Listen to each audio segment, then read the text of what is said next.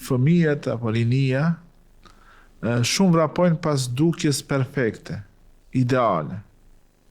Edhe për këtë shkak përdorin ato filtra që janë në rrjetet sociale, ose kur dalin në rrugë, dalin me një sasi shumë të madhe të makijazhit, të shminkave.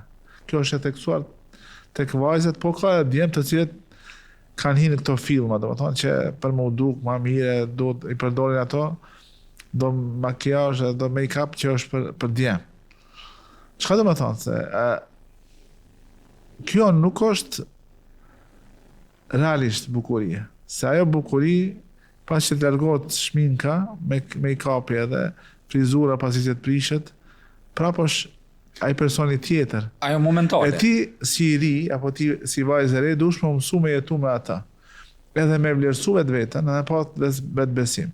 Sepse kjo mënia se si vepron ti, tregon se ti nuk e vlerëson vetveten tënde, nuk e vlerëson dukjen tënde, edhe nuk ke vetë besim.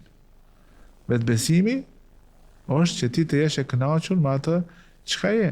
Me siguri ne si besimtar dhe si xhallar mundohemi që rinia të ketë parimet e besimit fetar. Ku është morali, ku është sinqeriteti, ku është besnikëria, ku është drejtësia, ruajtja dhe mbrojtja nga imoraliteti dhe gjëra tjera. Por këto rrjetet sociale tek rinia kanë filluar të krijojnë një nevojë që ata të duken perfekt.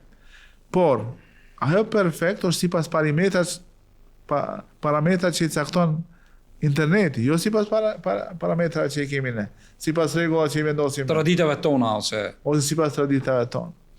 Problemi hoxha qëndron që ne jemi duke investu si shoqëri, po edhe si prindër, më shumë në dukje se sa në investimin intelektual, moral, shpirtëror, po edhe ekonomik, që me boni fëmijë shembull gjatë pushimeve verore, duhet ta regjistrosh me një kurs ose ta regjistrosh me një zanat, që ta kupton ai fëmia jon që dinare nuk fitohet lehtë.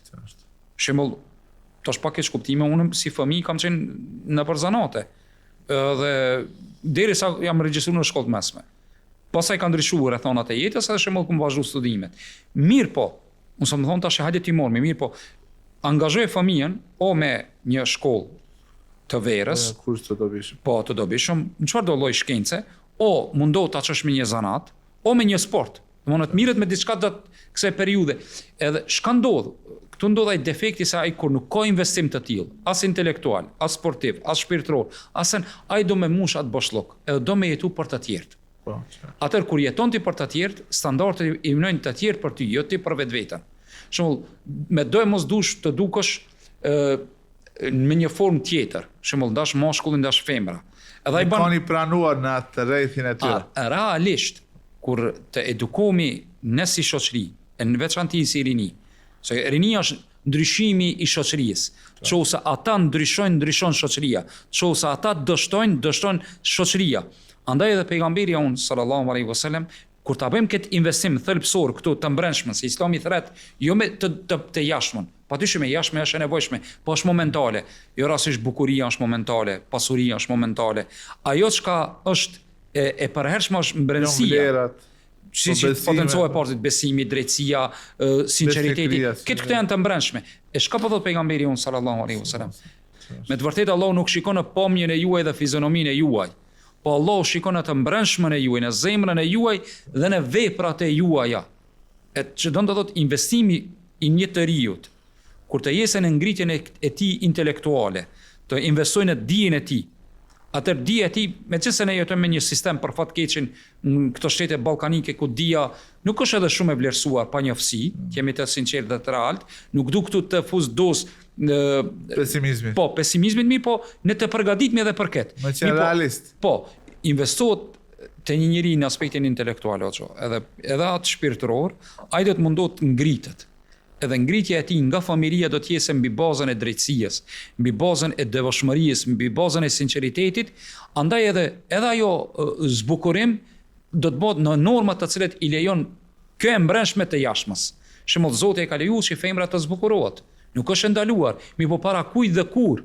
Andaj të dashurit e mi, i drejtohem rinis, mundoni të akumuloni sa më shumë gjona të cilet janë të mbrëmshme, të cilet e ndryshojnë të mbrëmshmen e juaj, për arsye se aty është temeli dhe aty ku shikon Allahu subhanahu wa taala, të mundohemi edhe në aspektin intelektual ta akumulojmë me dituri, për arsye se dituria herdo kurdo do të dalen pa.